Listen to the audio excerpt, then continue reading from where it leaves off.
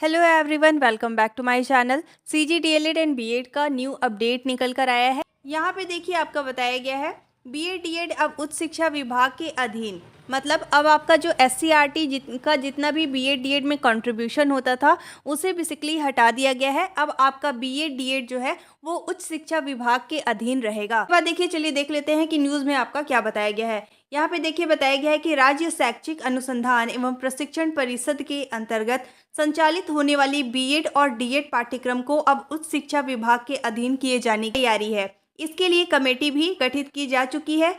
अब तक बीएड व डीएड पाठ्यक्रम में काउंसलिंग प्रवेश सिलेबस सहित अन्य सभी चीज़ों का निर्धारण एससीईआरटी करता था। बीएड डीएड पाठ्यक्रम संबंधित सभी कार्यों का उच्च शिक्षा विभाग द्वारा अब किया जाएगा। देखिए, पहले क्या होता था, जितना भी बीएड डीएड का हो, चाहे वो सिलेबस हो, पाठ्यक्रम हो, सब कुछ एससीईआरटी निर्धारित करता था, बट अब इसे उच्च शिक्षा विभाग के अधीन किया जाएगा। इसके बाद देखिए यहाँ पे बताया गया है कि बीएड डीएड पाठ्यक्रम संबंधित सभी कार्य उच्च शिक्षा विभाग द्वारा अब किए जाएंगे। एससीईआरटी की भूमिका इन पाठ्यक्रमों के संचालन में अब पूर्णतः समाप्त हो जाएगी। इसका पूरा यहाँ पे डिटेल बताया गया है, वीडियो को पूरा देखिएगा। यहाँ पे देखिए बताया गया है, यह कमेटी अपनी रिपोर्ट में बताएगी कि वर्तमान व्यवस्था में किस तरह की खामियां हैं तथा इन्हें किस तरह से दूर किया जा सकता है। इसके बाद देखिए यहाँ पे बताया गया है, उच्च शिक्षा विभाग को बीएड डीएड पाठ्यक्रम हैंडओवर किए जाने की प्रक्रिया संबंधित सुझाव भी कमेटी को दिए जाएंगे।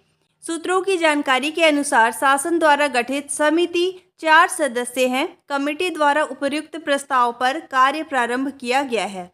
रिपोर्ट कुछ दिनों के अंतराल में सौंप देने की यहाँ पे तैयारी भी की जा रही है। ठीक है, इसके बाद देखिए महाविद्यालयीन स्तर पर संचालित होने वाली समस्त पाठ्यक्रम, जितना भी आपका सिलेबस है, जो भी आपका प्रोसेस है बीएड या डीएड की, यहाँ पे देखिए सिलेबस सहित अन्य वस्तुओं का निर्धारण भी अब उच्च शिक्षा विभाग के द्वारा किया जाएगा।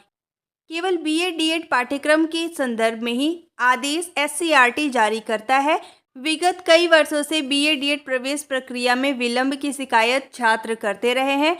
नवंबर दिसंबर तक इन पाठ्यक्रम में प्रवेश जारी रहता है। इसके बाद देखिए यहाँ पे आपका बताया गया है कि नवंबर दिसंबर तक इन पाठ्यक्रम में प्रवेश जारी रहता है। प्रवेश के दौरान तकनीकी दिक्कत, पैसा लेकर सीट प्रदान करने संबंधित शिकायत सहित कई तरह के मामले नियमित रूप से सामने आते रहे हैं। इसके बाद ही इन पाठ्यक्रमों को एससीईआरटी से छीनकर उच्च शिक्षा विभाग के अंतर्गत करने का निर्णय लिया गया है।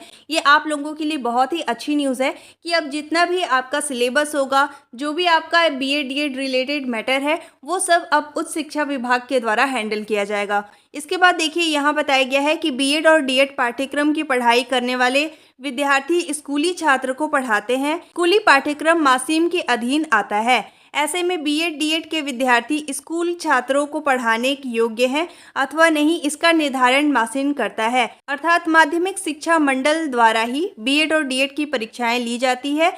नई व्यवस्था में परीक्षा इसके अधीन रहेगा, यह तय नहीं हो सका है। सूत्रों के अनुसार इसे पूर्व की तरह मासीम के अधीन रखने का विचार किया जा रहा है।